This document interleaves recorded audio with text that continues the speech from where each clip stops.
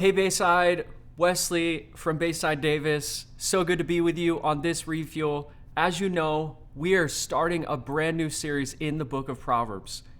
Proverbs chapter 13 verse 20 says, "Walk with the wise and become wise, for a companion of fools suffers harm."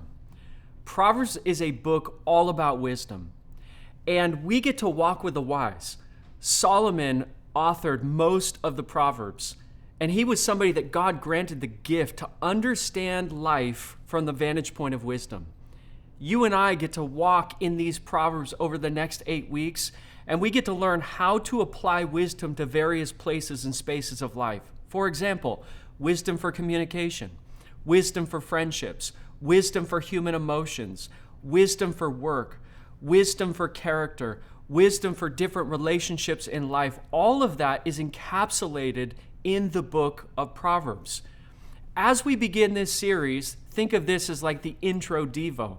Let's answer 2 questions. First, what is wisdom? And second, what is a proverb?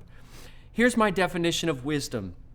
Wisdom is being skilled in living life according to God's design and from God's perspective. So God's designed a way of life, and God has application of knowledge, which is wisdom, to various contexts and situations in life that you and I may face, whether that's a relationship issue or an emotion that we're feeling or how to parent children in a successful and healthy and flourishing way. God has wisdom and a perspective for all of that. And God wants to teach us how to apply knowledge to different situations in life. Knowledge and wisdom are actually very synonymous in the book of Proverbs, but this is a really important point of view around these 2 ideas.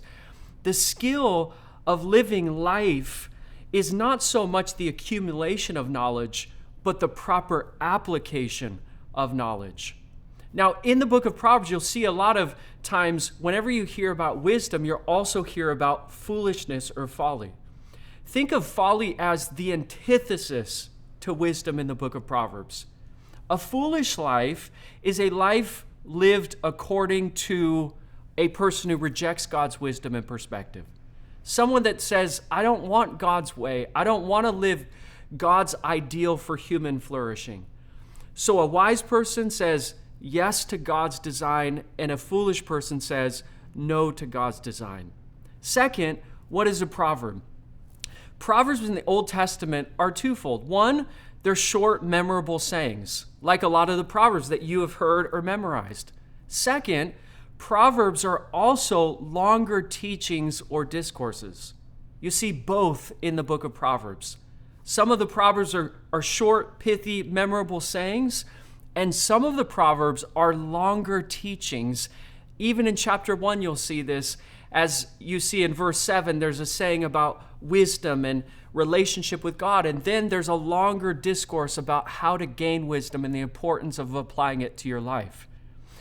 Also, when you read through these sayings, you'll realize that they present important truths in memorable form.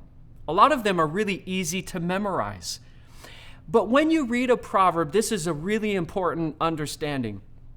Proverbial sayings are not divine promises, but general statements of truth. For example, a lot of Proverbs talk about hard work leading to success, or the antithesis of that, laziness leading to poverty. But there are lazy people who are wealthy, and there are hardworking people that have lack or are living in poverty. So these aren't guarantee statements like equations, like if you do this, then this is going to happen for you.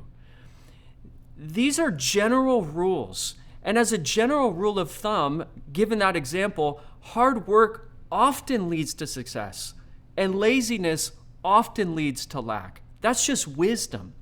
So as you're reading through the book of Proverbs, think of Proverbs as teaching wisdom as a way of life. Not an equation, if you do this, then God will do this, but truths of wisdom that apply to various aspects of life.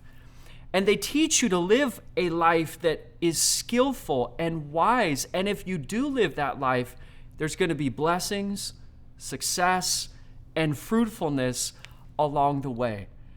Let's become Jesus followers in the next 8 weeks that learn to live life wisely, that learn to know and understand how to skillfully navigate the complexities of human life from the vantage point of God's design and God's perspective. Can't wait to be a part of this series together with you. Have a great day. Much love, Bayside.